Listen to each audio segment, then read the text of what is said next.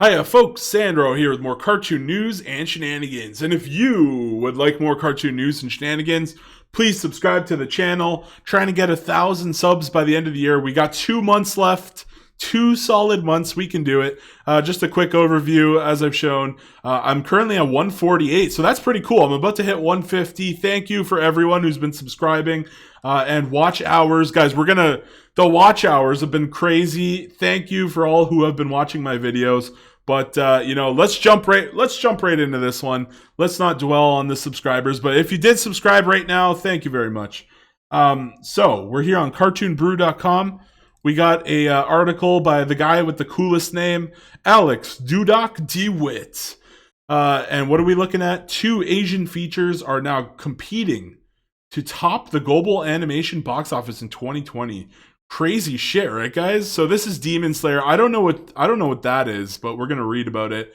So this is exciting news because with everybody at home, they can't do live action, but they sure can make cartoons. So that's why you're seeing a renaissance. You're seeing like Animaniacs. I just did a thing about Tiny Toons. Tiny Toons reboot. I think that's coming next year. It's going to be, and actually the Animaniacs is coming this year in a couple of weeks, I think it is. So Animaniacs coming, Tiny Toons Adventures coming, a whole bunch of cartoons. This is, if you're a cartoon channel like me, you're just 2 thumbs up. We're getting all the news out here, boys. We're getting all the news. And girls, boys and girls. We're getting all the news. So it's pretty crazy. A lot of animation. Let's read about this. Let's read. As Chinese exhibition rebounds, it has become clear that the country will, for the first time, overtake North America as the year's biggest box office. By some counts, it already has. So that's interesting. So China, that's actually really interesting because like China has like doesn't China have like over 1 billion people? And like North America or like America has like 300 something million, right? Like 330 million Americans. Off the top of my head, I don't know the actual numbers, but so China, even though they have 1 billion people, they only now for the first time overtake North America as the year's biggest box office. Interesting. Okay, so I don't know what the situation is in China, but they have way more people. You would have think they would have already passed them. But yeah, guys. So as American and increasingly European theaters flounder, we are approaching a milestone in animation history too. The 2 highest grossing animated features of 2020 are all now but certain to be Chinese and Japanese. Yeah, pretty crazy.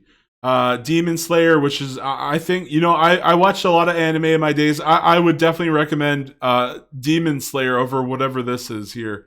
That's just my opinion, just off the, I don't know. I like anime more. I'm a cartoon guy. 3D animation doesn't do it for me. So yeah, this is groundbreaking. As far back as we can remember, a U.S. title has always come on top. As things stand, Jiang Ziya?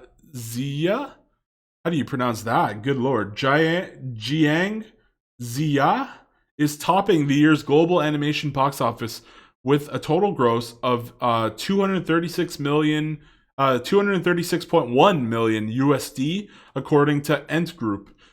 Beijing's Enlight's mythological epic, a follow-up to last year's breakout hit Ni Zaha, took 1.7 million this weekend. Its 4th.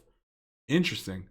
So there's a trailer if you guys want to watch that. Again, it's on cartoonbrew.com. Or you could just type in whatever the hell, however you pronounce that. I am not a pronunciation guy, let me tell you. But anyway, close behind in the global rankings is Demon Slayer. Yeah, this is the one I would go for. Demon Slayer if you're gonna watch something. Kimetsu no Yaiba the movie. Mugen. I think it's Mugen. Mugen Train. Which continues its miraculous run across the sea in Japan, where it has become a full-on cultural phenomenon. Good for them, honestly. The manga spin-off grossed 28.7 million in its 3rd weekend for a coom A coom. Who uses the word coom? Come on now. For a coom of 150.6 million, according to its co-distributor Aniplex. Mugen Train shows little sign of running out of steam. Yeah, that's funny. That's funny. See, it's a train running out of steam. You get it? I got it. I got it, boys and girls. In a mere 17 days, it has become the 10th highest grossing film of all time in the country. Not only that, it has taken more than half the coom. What is it with this coom shit? The coom of Studio Ghibli's Spirited Away. Okay, I gotta look up this word. What the hell, coom? What is this? What is it? The practice of measuring the size of U.S. commercial broadcast. What the hell, coom? Coom. I don't know. The coom. I don't know. The coom of Studio Ghibli's Spirited Away. Is that just a fancy way of saying box office? I don't know. I looked it up and it's a measurement. That's a weird word, man. That's a weird word. Of Studio Ghibli's Spirited Away, the top grosser in Japanese history.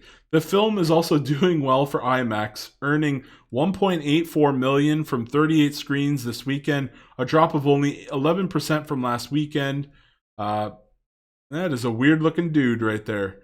At this rate, we wouldn't be the least surprised to see Mugen Train overtake Jiangxia.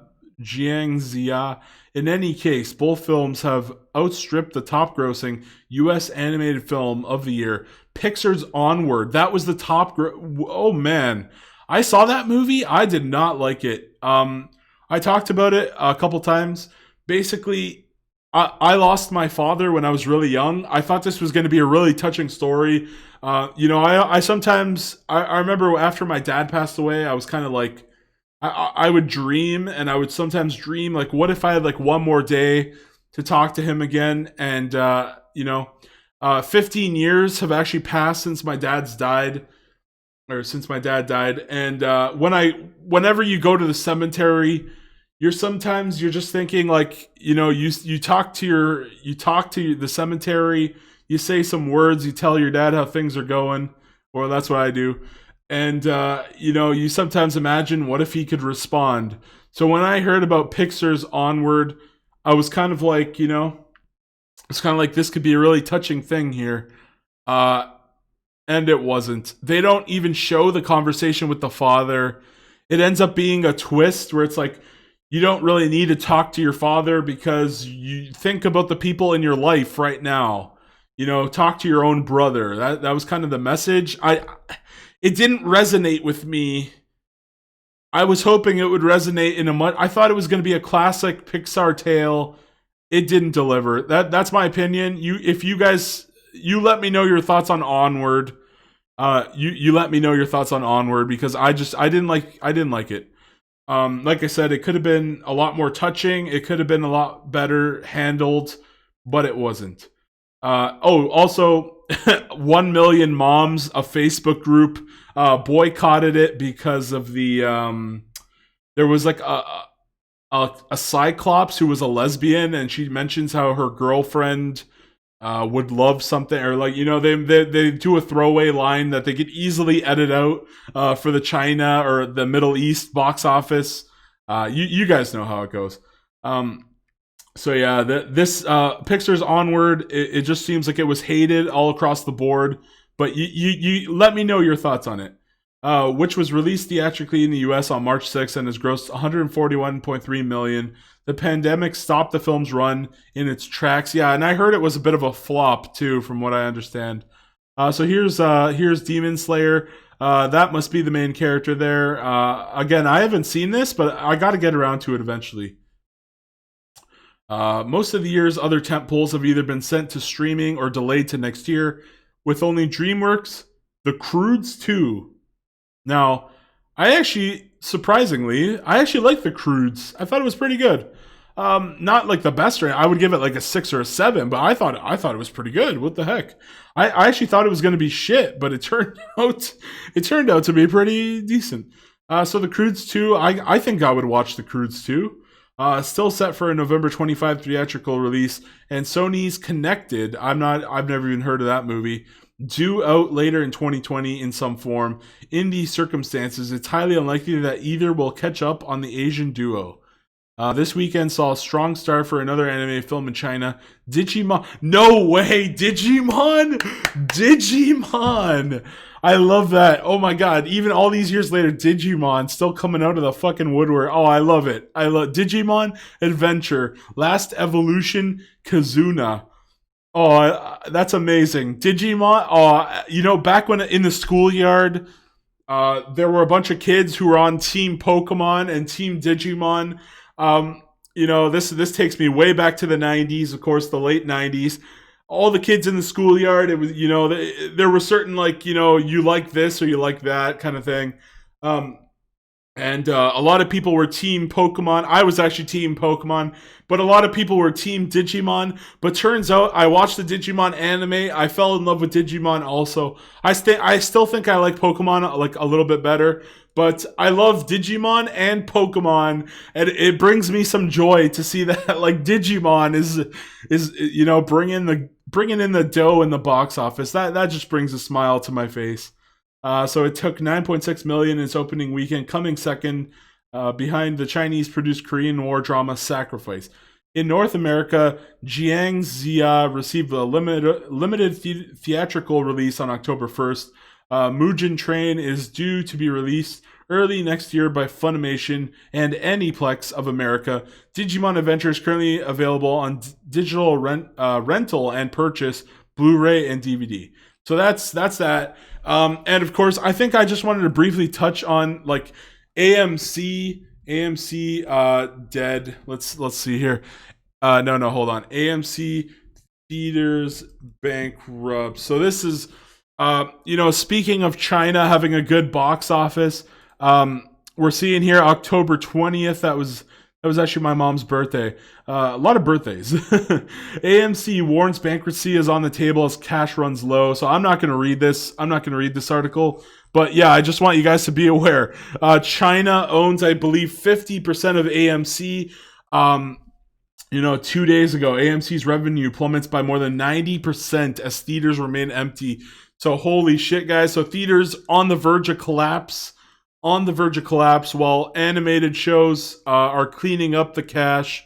The question is, will Disney see this? Will Disney, I used to like Disney. I used to love their old school, they had like Tarzan, they had like all these old ones like Cinderella, Sleeping Beauty. They had all these awesome 2D animated hits, and then they moved over to 3D. And I think they made so much money on Frozen that it'd be a hard ask for them to go back to animation. But who knows? Maybe Disney sees the animation in, they see like Digimon, they see Demon Slayer, and they're like, you know what? Maybe we'll make one last princess Disney animated film. Who knows? Anything's on the table right now. It's a crazy time we're living in. You guys let me know your thoughts in the comments down below, please, and thank you. Also, subscribe, please, and thank you. And that's all from me today. See you later. Sandro out. Bye-bye.